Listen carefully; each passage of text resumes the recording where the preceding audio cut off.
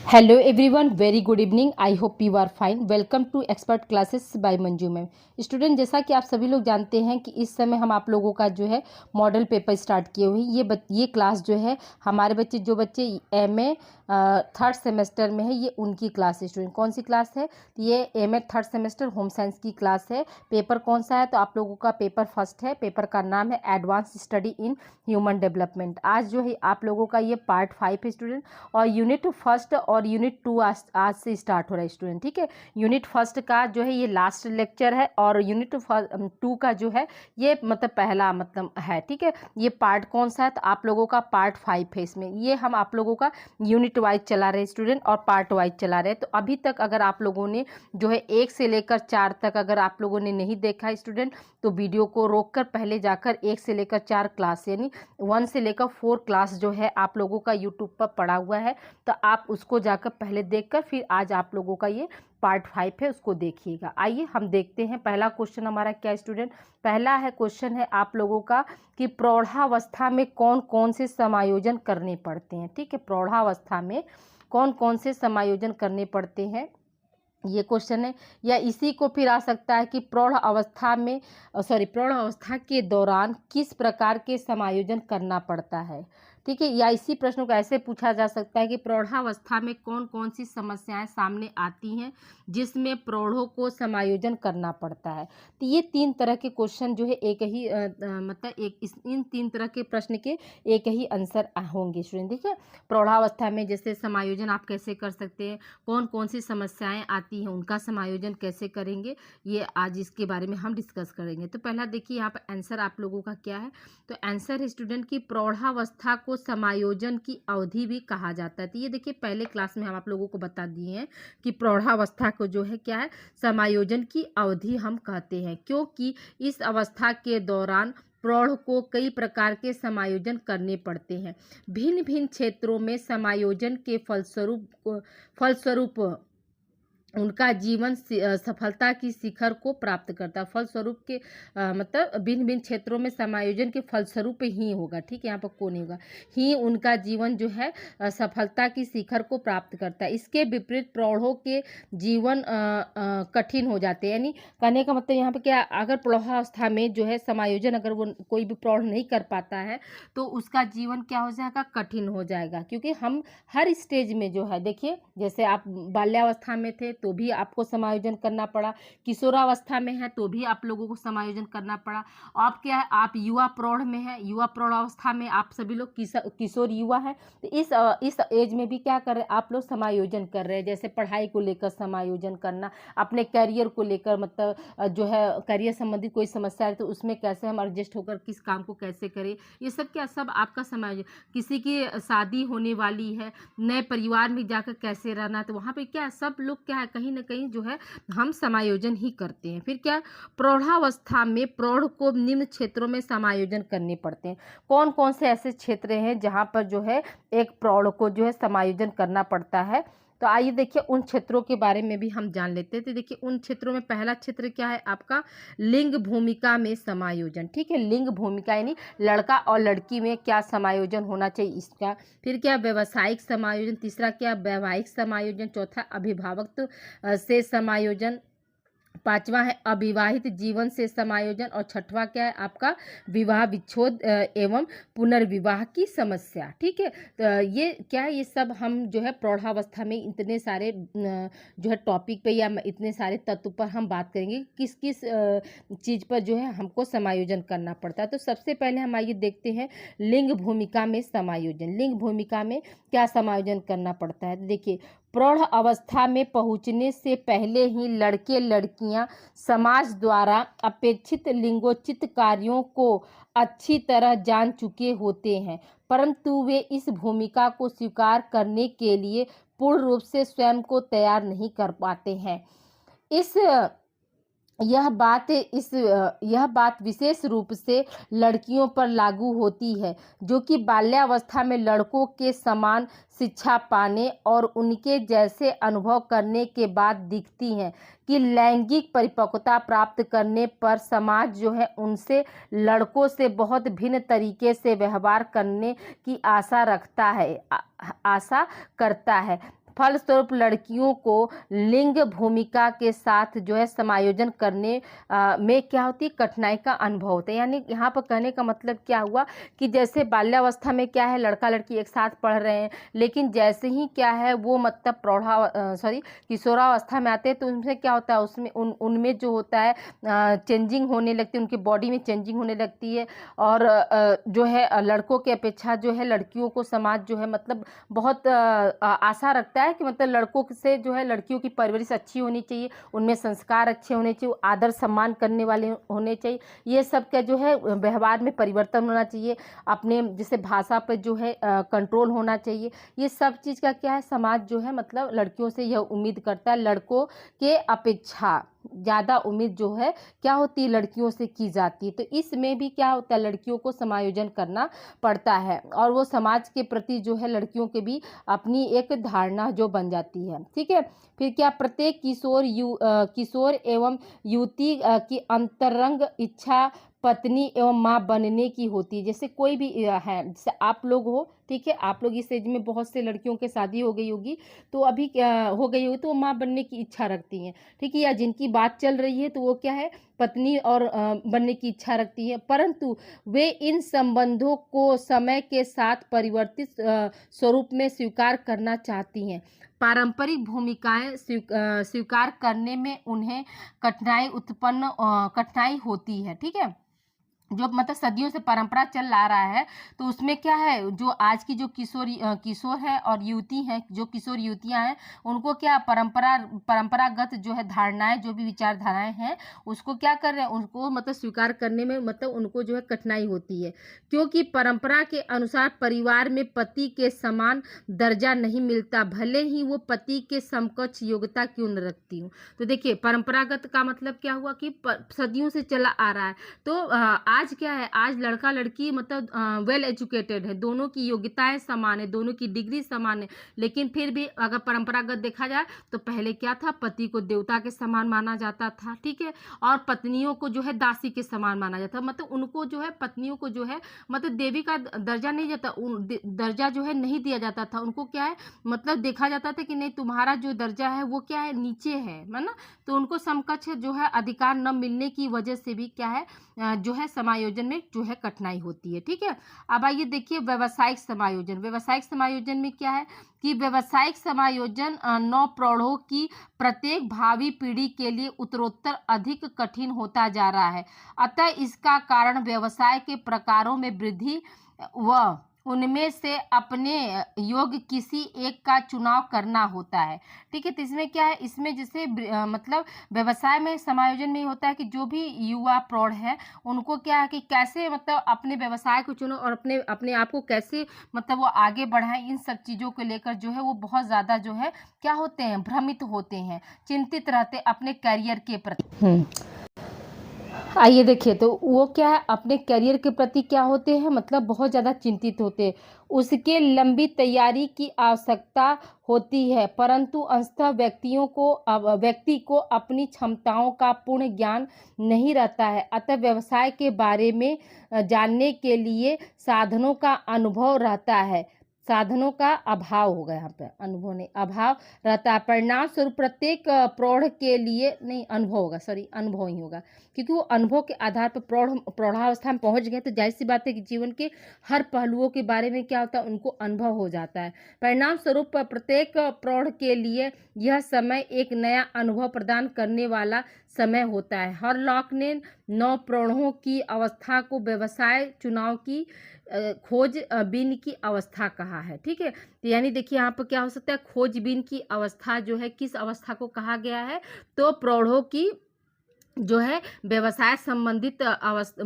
संबंधित चुनाव की अवस्था को जो है हॉरलॉक ने क्या कहा, खोजबीन की अवस्था कहा है। तो अब यहाँ पे ये चीज़ आप लोग को क्लियर हो गया कि कैसे मतलब एक युवा प्रौढ़ जैसे आप लोग हो, तो आप लोग कैसे अपने बिजनेस को आगे बढ़ा सकते हो, कैरियर का चुनाव कैसे कर सकते हो, कैसे आगे बढ़ोगे, इन सब का जो है हम प्रौढ़ावस्था में जो है समायोजन करके आगे बढ़ते हैं। क्योंकि देखिए अब आगे इसमें क्या, क्योंकि 9 प्रौढ़ मनपसंद व्यवसाय का चुनाव करने के लिए एक नौकरी छोड़कर दूसरी नौकरी और दूसरी नौकरी छोड़कर क्या करता है, तीसरी नौकरी के तलाश में रहता है। तो जाहिर सी बात है कि अगर वो एक नौकरी से संतुष्ट नहीं है तो वो दूसरी नौकरी से फिर क्या करेगा, वो तीसरी नौकरी ऐसे खोजता रहता है, ताकि उसकी जो आर्थिक स्थिति रहे वो स्ट्रांग बन सके, अपने लाइफ पार्टनर की हर ज़रूरतों को पूरा कर सके, लाइफ पार्टनर की ज़रूरतों के साथ साथ अपने माता पिता की भी ज़रूरतों को क्या कर सके, वो पूरा कर सके। इसलिए वो क्या करता है, एक नौकरी को छोड़कर दूसरी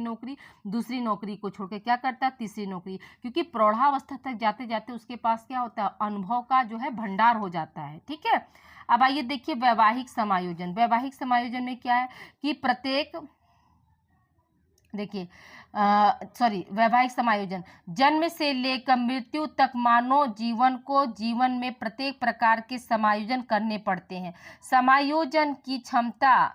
समायोजन करने की क्षमता जीवन की कठिनाइयों को आसान बना देती है। तो ठीक है, जहाँ पर भी एडजस्टमेंट है वहाँ पर क्या होती है, हमारे जीवन जो है आसान हो जाता है। अब जैसे मान लीजिए आपकी शादी होगी, ओके, आपकी शादी होगी, आप नए परिवार में गए और नए परिवार में जाकर सोचेंगे, जैसे एक बात कर रहे हैं, दोनों की बात है, परिवार वालों को भी ये चाहिए कि नए घर से आई है तो उसको भी समय देना चाहिए, और जो नए घर की जो लड़कियां जा रही हैं यानी आप जा रहे हैं तो आपको भी क्या है, मतलब समय देना चाहिए एक दूसरे को समझने के लिए।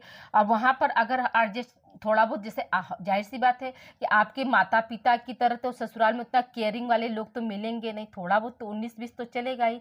तो वहाँ पे क्या करते हैं, हम एडजस्ट करते हैं, और जब हम एडजस्ट करना सीख जाते हैं तो हमारे जीवन जो है आसान हो जाता है। अगर वहीं पर हम एडजस्ट नहीं करते हैं और कलह कोहराम मचा देते हैं तो फिर क्या होता है, उसका रूप जो है बदल जाता है, और वहीं पर क्या होता है, हमें वैवाहिक जीवन में जो है असफलता मिलने लगती है। और बात क्या होती है, छोटी छोटी बातें जो होती हैं वो तलाक तक पहुँच जाती है, छोड़ छोड़ती तक हो जाता है। ये सब जानते हैं आप लोग, ठीक है। तो फिर क्या है, और प्राणी जीवन चक्र की प्रत्येक अवस्था को सफलतापूर्वक जो है प्राप्त कर लेता है। यानी कहने का मतलब क्या है कि जो भी एडजस्टमेंट कर लिया, तो पारिवारिक जीवन चक्र की जो होती हैं वो 3 अवस्थाएं होती हैं। ठीक है, हमने आपको पहले ही बताया कि पारिवारिक जीवन चक्र की 3 अवस्थाएं होती हैं। पहला क्या होता है, स्थापत्य काल, ठीक है। दूसरा क्या होता है, विस्तार अवस्था या विस्तार परिवार या विस्तृत परिवार।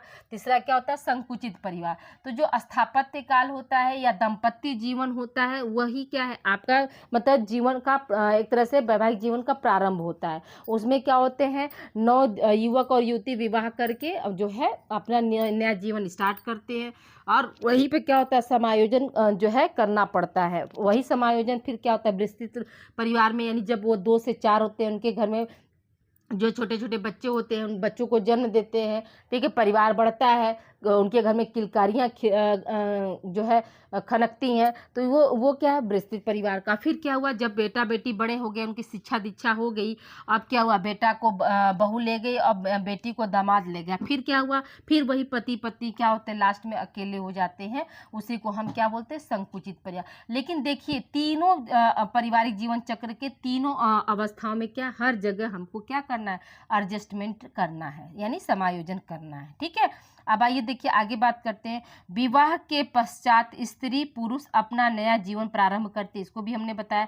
हमारे देश में विवाह को एक महत्वपूर्ण धार्मिक संस्कार माना जाता है, साथ ही इसे जो है जन्म जन्मांतर का बंधन भी क्या करते हैं, माना जाता है। जन्म जन्मांतर का यानी 7 जन्मों का क्या है, बंधन जो है विवाह को माना जाता है। फिर क्या, मान्यता के अनुसार इस बंधन को तोड़ना आसान नहीं है, अतः विवाह के पश्चात जीवन को खुशहाल एवं सरल बनाने हेतु नव प्रौढ़ को अनेक समायोजन करने पड़ते हैं। ठीक है, यानी ऐसा नहीं है कि किसी का अगर हम मैरिज लाइफ देखते हैं तो बोलते हैं अरे वाह क्या लाइफ है, लेकिन ये नहीं देखते हैं कि हाँ उसके पीछे उसने कितना कंप्रोमाइज़ किया, कितना एडजस्टमेंट किया, तब जाकर उसका वैवाहिक जीवन जो है अच्छा हुआ है। ठीक है, सारे काम तो अच्छे होते हैं लेकिन वैवाहिक जीवन जो है, समायोजन जो है वो बहुत कठिन काम होता है।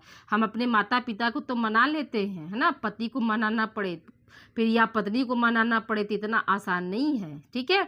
फिर क्या है, पुरुषों की तुलना में स्त्रियों के लिए वैवाहिक समायोजन अधिक महत्वपूर्ण होता है, क्योंकि विवाह के पश्चात उन्हें एक बिल्कुल ही भिन्न प्रकार के परिवार में क्या करना होता है, उन्हें जाना होता है। इसलिए क्या है, स्त्रियों के लिए वैवाहिक जीवन का जो समायोजन होता है वो क्या है, पुरुषों के अपेक्षा जो है कठिन होता है। इस कारण उन्हें समायोजन करने में अधिक कठिनाई होती है। यह कठिनाई तब और बढ़ जाती है जब एक विवाहित साथी ऐसे परिवार में पल, ठीक है, पली होगा यहाँ पर, ठीक है, पली बड़ी होती है, जहाँ की जीवन शैली और वातावरण दूसरे वैवाहित साथी के परिवार से क्या है, एकदम भिन्न है। जैसे कहने का मतलब क्या है कि अगर मान लीजिए लड़की एकाकी परिवार से पली बड़ी है, मतलब एकांकी न्यूक्लियर फैमिली में, और उसको क्या है ज्वाइंट फैमिली में अगर उसकी शादी कर दी जाए तो वहाँ पे क्या, वहाँ पर उसको एडजस्टमेंट करने में क्या होगी, कठिनाई होगी। क्योंकि यहाँ पर क्या एकाकी परिवार में पली बढ़ी तो वो सब कुछ मतलब उसने स्वतंत्रता पाया, वो फ्रीडम पाया, वो सारी चीज़ों को उसने अचीव किया। लेकिन जहाँ हम ज्वाइंट फैमिली में अगर कर देंगे तो वहाँ पे क्या होगा, वहाँ पर जस्ट विपरीत, यहाँ पर क्या हुआ 3 मुर्गी का खाना बना कर गई, वहाँ पर क्या 20 मुर्गी का बनाना है। मुर्गी मीन्स जो है परिवार के सदस्य है ना। पहले क्या बोलते थे, पहले भोजपुरी में यही बोलते थे, कितना है, कई मुर्गी का खाना बना के बिटवा, तो बस बिटिया बता दी बस 3 ही लोग तो हैं, मतलब हम हस्बैंड माँ।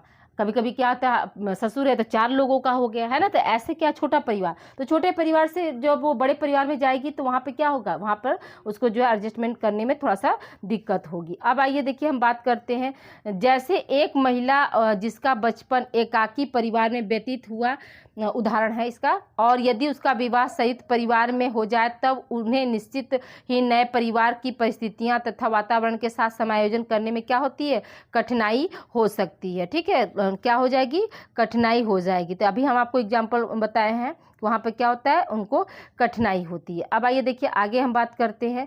आप देखिए वैवाहिक समायोजन की कठिनाइयाँ कौन कौन सी होती हैं, तो इसके बारे में हम बात कर लेते हैं। पहला क्या है पॉइंट आपका, कि पहला है कि विवाह के लिए सीमित तैयारी, यानी कम समय में जो है शादी की तैयारी करना। फिर क्या, विवाह की भूमिका, ठीक है। फिर क्या है, जल्दी विवाह होना। फिर क्या है, विवाह का अवास्तविक धारणा। फिर अंतरजातीय विवाह, यहाँ पर ये रहेगा, ये नहीं रहेगा, अंतरजातीय विवाह। फिर क्या, विवाह संबंधी रूमानी धारणा। फिर क्या है, पहचान की कमी।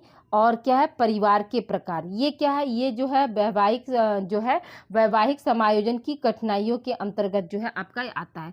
अब आइए देखिए हम चौथा जो है क्या बोलते हैं, समायोजन के बारे में बात करते हैं। तो चौथा समायोजन क्या है आपका, अभिभावकत्व से समायोजन, ठीक है। तो अभिभावक का मतलब क्या हुआ, कि माता पिता, ठीक है। अभिभावक का मतलब क्या हुआ, माता पिता। तो अब देखिए अभिभावकत्व शब्द से तात्पर्य मातृत्व एवं पितृत्व की जिम्मेदारी।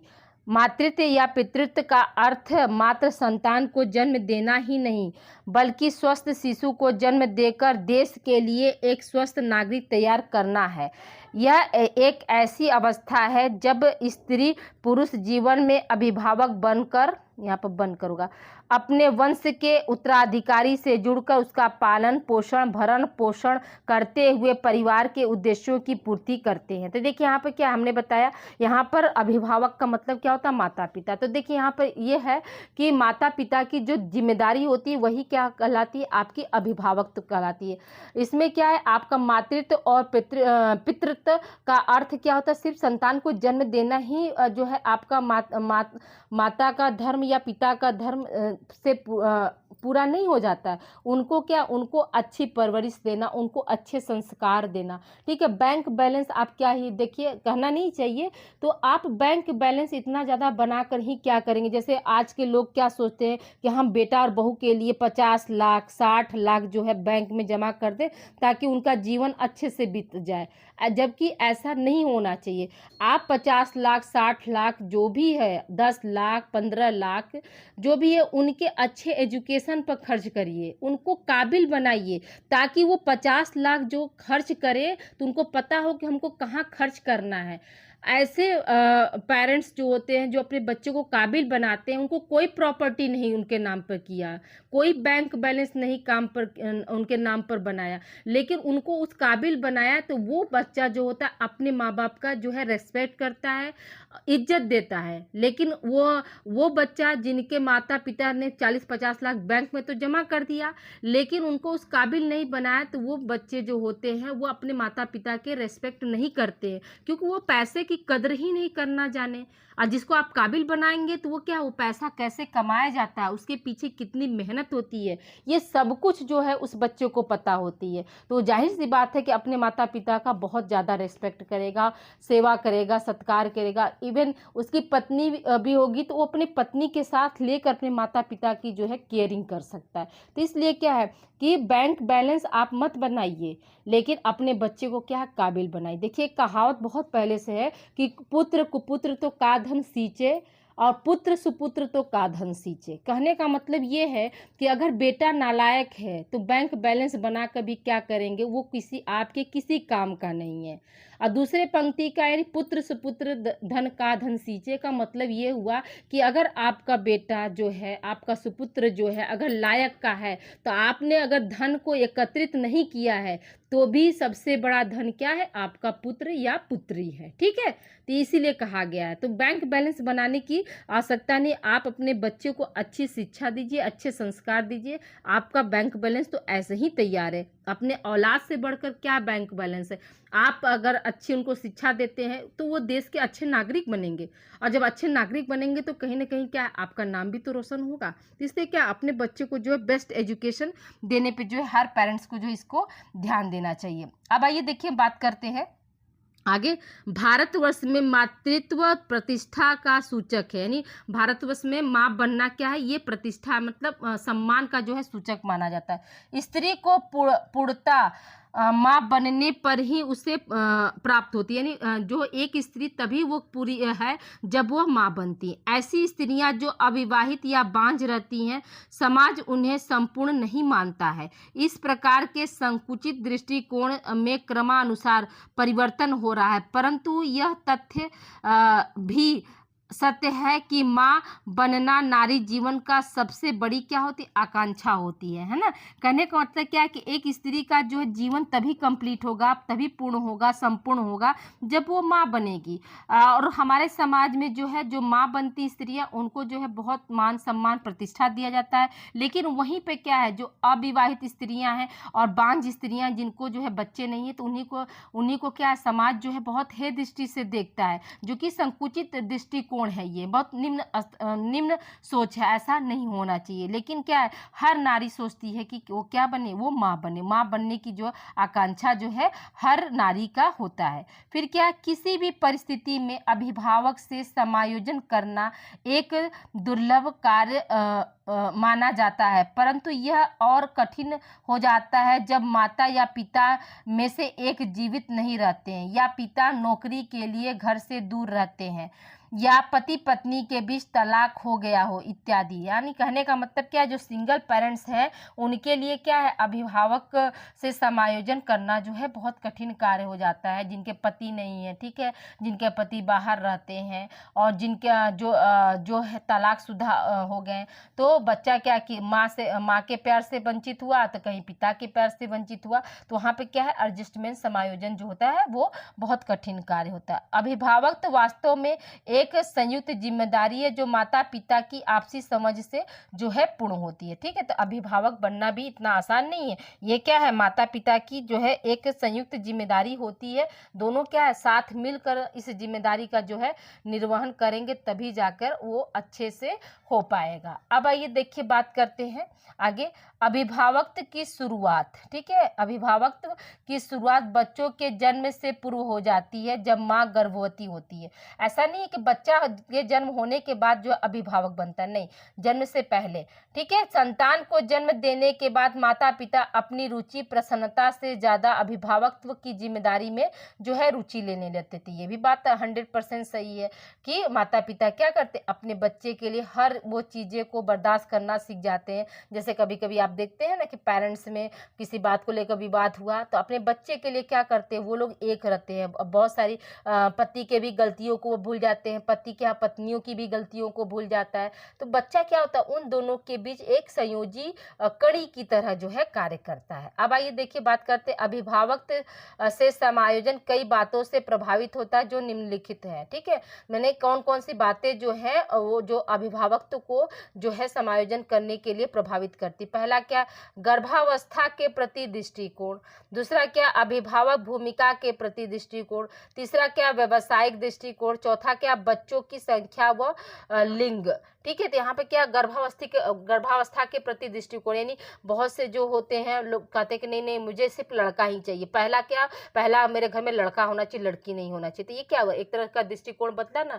अब भाई माँ तो अपने से पेट में गढ़ के तो डालेगी, नहीं नहीं नहीं भैया घर वालों को लड़का चाहिए तो पेट में मेरे भैया भगवान लड़का ही बना के भेजो, ऐसा तो नहीं है। तो ये भी क्या है, ये भी मतलब कहीं ना कहीं जो है अभिभावक की जो है क्वालिटी को जो है प्रभावित करती। फिर क्या, अभिभावक भूमिका के प्रति दृष्टिकोण, माता पिता जो है मेंटली जो है तरीके से जो तैयार है कि नहीं है, ये भी होता है। फिर क्या, व्यवसायिक दृष्टिकोण, यानी कहने का मतलब यहाँ पे ये है कि व्यवसाय की दृष्टि से, जैसे बहुत से ऐसे भी आप पेरेंट्स देखते हैं ना, सेरोगेनी मदर ये सब, तो क्या है, तो व्यवसाय की दृष्टि से भी जो है वो माता पिता। बच्चों की संख्या व लिंग, कहने का मतलब क्या कि पहले जो था, पहले लोग क्या करते थे, बच्चों की संख्या पे वो भी क्या करते थे कि नहीं हम दादा परदादा लोग जो थे ना, नहीं हमके लड़के चाहिए, लड़की न होए के चाहिए, है ना। तो अब क्या हुआ, तो अब वहाँ पर बच्चों की संख्या, यानी उनका मानना था कि 4 5 10 लड़के हो जाएंगे तो कोई दिक्कत नहीं, 10 बहुएं आएंगी। लेकिन भाई बहू भी तो कहीं लड़की जब जन्मे रहेगी तब बन आएगी आपके घर, वहाँ कैसे आ जाएगी।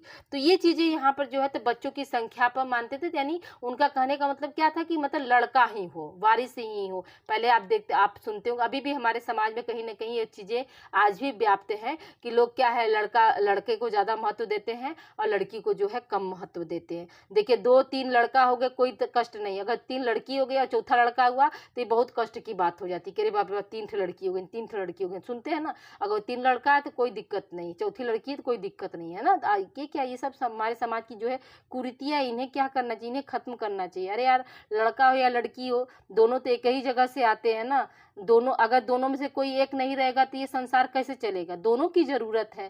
तो ये चीजें जो है मतलब नहीं सोचना चाहिए। अब आइए देखिए, हम बात करते हैं पांचवा जो समायोजन क्या है, अविवाहित जीवन से समायोजन। तो देखिए स्त्री पुरुष दोनों, ठीक है, क्या है, स्त्री पुरुष दोनों परिपक्व हो जाने पर विवाह की आकांक्षा रखते हैं। जब स्वयं व्यक्ति की आंतरिक कारणों से या पर्यावरण के दबाव से परिस्थितियों ऐसा पैदा हो जाती है कि विवाह नहीं हो पाता, तब यह संभावना होती है कि व्यक्ति जो है दुखी रहेगा, अकेलापन महसूस करेगा और इसकी सामान्य कामेच्छा जो है माता पिता बनने की इच्छा, मन चाहे विषम लिंगी व्यक्ति का इसमें प्रेम होगा। ठीक है, यहाँ पर प्रेम बना ले, प्रेम पाने की इच्छा, विवाह और पारिवारिक जीवन प्राप्त होने वाली प्रतिष्ठा, है ना।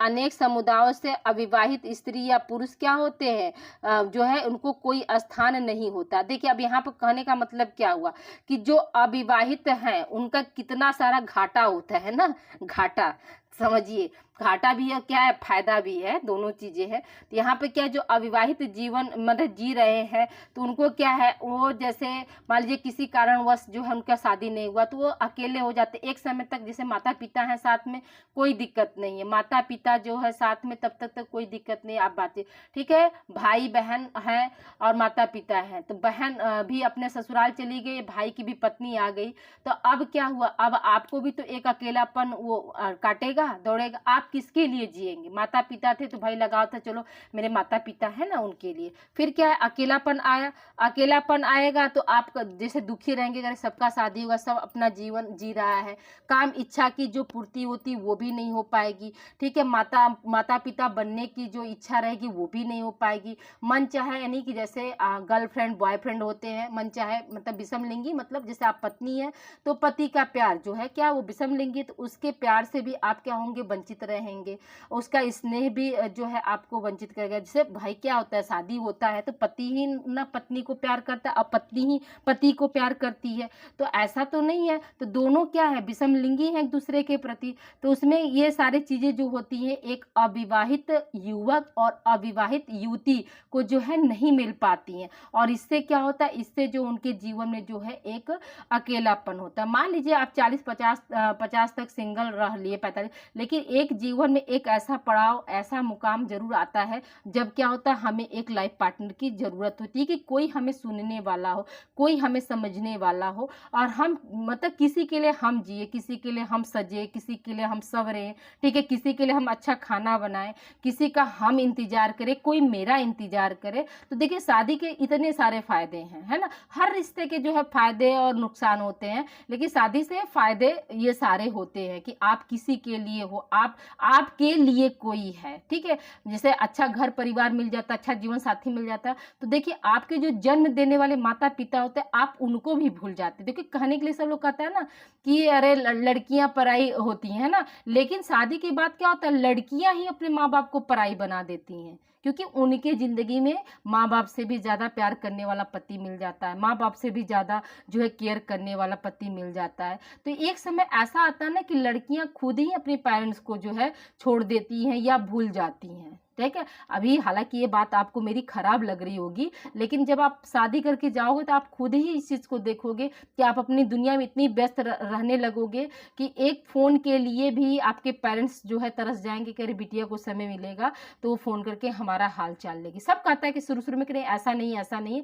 लेकिन वक्त क्या है, वक्त ये सब चीजों को जो है आपको सिखा देता है कि नहीं, आपके अपने परिवार, आपके अपने बच्चे, तो आप अपनी ही दुनिया में व्यस्त हो जाएंगे, और माता पिता भी ये देखकर खुश रहते हैं कि मेरी बेटी को जो अच्छा जीवन साथी मिला, मेरी बेटी के जो बच्चे हैं बहुत संस्कारी हैं, अच्छे से पाल रही है, पोस रही है, उनको भी बड़ा ही प्राउड फील होता है ना। हालांकि माता पिता जो हैं आपके रास्ते देखते रहते हैं, ठीक है, ऐसा नहीं है, माता पिता कभी भी मतलब अपने बेटियों को भूलते नहीं, लेकिन बेटियों के पास इतनी जिम्मेदारी हो जाती है कि वो क्या है, अपने माता पिता को मतलब धीरे धीरे क्या होती है, भूलने लगती हैं, क्योंकि उनकी अपनी एक गृहस्थी हो जाती है, ठीक है। लेकिन माता पिता जो है समझ लीजिए सड़क पे जो है पलक बिछाकर आपकी राह देखते हैं।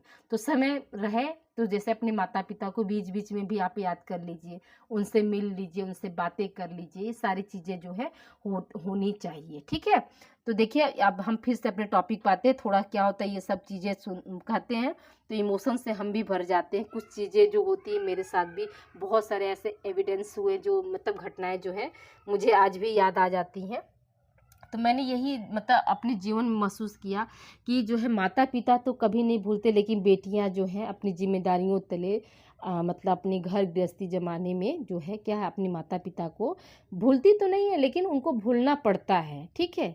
अब आइए देखिए हम बात करते हैं यहाँ पे क्या है, मतलब बताया ना कि शादी के क्या क्या जो है बेनिफिट है। देखिए निगेटिव चीज़ को हमेशा दूर रखना चाहिए, है ना, निगेटिव चीज़ को दूर। जीवन है तो जीवन में हर चीज़ का जो है बैचलर लाइफ का भी हम मतलब हमको जो है आनंद लेना, और मैरिज लाइफ का भी आनंद लेना। कभी ये नहीं सोचा अरे शादी करके बर्बाद हो गया ज़िंदगी, ऐसा कुछ नहीं होता है। बैचलर लाइफ भी बर्बाद होती है, बस क्या है जो है वो डिपेंड आपके ऊपर करता है कि आप कैसी ज़िंदगी जीना चाहते हैं। बैचलर लाइफ भी बहुत अच्छी होती है और मैरिज लाइफ भी बहुत अच्छी होती है, ये हमारे ऊपर डिपेंड करता है कि हम किस स्तर से जो है मतलब रहते हैं, किस स्तर से अपने पति को खुश रखते हैं या किस स्तर से अपनी पत्नी को खुश रखते हैं। ये दोनों चीज़ें क्या है मैरिज लाइफ में चलती रहती है। दोनों को रेस्पेक्ट देना चाहिए, एक दूसरे के रिश्ते को भी अहमियत देना चाहिए, एक दूसरे के लिए हमेशा क्या है वक्त निकालना चाहिए, ठीक है। अब आइए देखिए हम बात करते हैं यहाँ पर क्या है, हम यहाँ पर यदि कोई स्थान होता है, एक मिनट, हाँ देखिए, यदि कोई स्थान होता है तो केवल रात्रि में भोज के समय एक अतिरिक्त व्यक्ति के रूप में, यानी कहने का मतलब क्या, जो अकेला है ना, तो वो क्या है, खाना पर बस मिलेगा, तो भोज के रूप में उसको बुलाया जाएगा, आओ भैया तुम खाना खा लो, बस अतिरिक्त व्यक्ति के रूप में रहेगा। फिर क्या है, वैवाहिक संबंधियों की अनुपस्थिति के समय उनके बच्चों को संभालने वाले के रूप में, यानी कहने का मतलब क्या हुआ कि अगर भाई की शादी हो गई, आप सोचेंगे नहीं नहीं हम कुंवारा जिंदगी जिएंगे, अच्छा रहेगा, हमको कोई रोक टोक नहीं चाहिए, तो अब क्या होगा, भैया भौजी के जो बच्चे होंगे उनकी जो है परवरिश की जिम्मेदारी क्या होगी, आपकी हो जाएगी, उस रूप में आपको देखा जाएगा। फिर क्या, अविवाहित पुरुषों की तुलना में अविवाहित स्त्रियों को अधिक बुरी दृष्टि से जो है देखा जाता है। अविवाहिता के प्रति समाज का रवैया भी क्या होता है, अनुकूल नहीं होता है, यानी कहने का मतलब क्या हुआ कि आपका ये समाज जो है वो आपको अविवाहित रूप में भी जो है चैन से नहीं बैठने देगा, हाँ, तरह तरह के जो है मानसिकता से आपको जो है प्रताड़ित करेगा। अब आइए देखिए, हम बात करते हैं समायोजन की सफलता, यानी कैसे हम जो है अकेलेपन में समायोजन करके सफल रहते हैं। देखिए, प्रौढ़ अकेलेपन में कितनी सफलता के साथ समायोजन करता है, यह बात बहुत कुछ इस पर निर्भर करती है कि जो है उसके अकेलेपन का क्या कारण है, ठीक है, और उसकी विवाह की इच्छा कितनी प्रबल, यानी वो विवाह करना चाहता है या नहीं चाहता है, इस पर भी जो अकेलेपन का उसका वो होता है, ठीक है। विवाह की इच्छा जितनी प्रबल होगी, पर्यावरण और अपने अंदर की बाधाओं के कारण विवाह न हो पाने से वह उतना ही अधिक दुखी रहेगा। यानी कहने का मतलब क्या है कि अगर उसकी विवाह करने की इच्छा है, लेकिन क्या है, एटमॉस्फेयर की वजह से और अंदर की जो बाधाएं हैं, मान लीजिए किसी को फिजिकल प्रॉब्लम है, इसकी वजह से वो शादी नहीं, तो वो क्या होगा, वो दुखी रहेगा, कहेगा हे भगवान, काश मुझे अच्छा शरीर, स्वस्थ शरीर दे तो मेरी भी शादी होती, मेरे भी बाल बच्चे होते, मैं भी परिवार वाली होती, मैं भी किसी के लिए सजती, किसी के लिए संवरती। तो इन सब चीजों से क्या होगा, वो दुखी हो जाता है। फिर क्या, अविवाहित स्त्रियों और पुरुषों अकेलेपन से उससे अधिक अच्छा समय आयोजन करते हैं जितना लोग सोचते हैं। यानी कहने का मतलब क्या है कि जो अविवाहित स्त्रियां होती हैं, पुरुष होते हैं, वो अच्छा समायोजन करते हैं, लोग मतलब जितना सोचते हैं कि नहीं कर पाएंगे, नहीं, लेकिन उससे क्या होता है, वो बेटर कर पाते हैं। इसका पता इस बात से चलता है कि मानसिक चिकित्सालय में भर्ती होने वालों में अविवाहितों की संख्या तलाकशुदाओं और विधवाओं से क्या होती है, कम होती है, ठीक है। यानी जो मेंटल हॉस्पिटल है वहां पर क्या है, मतलब जो अविवाहित स्त्रियां होती उनकी संख्या कम है, किनकी अपेक्षा, विधवाओं और तलाकशुदाओं के अपेक्षा।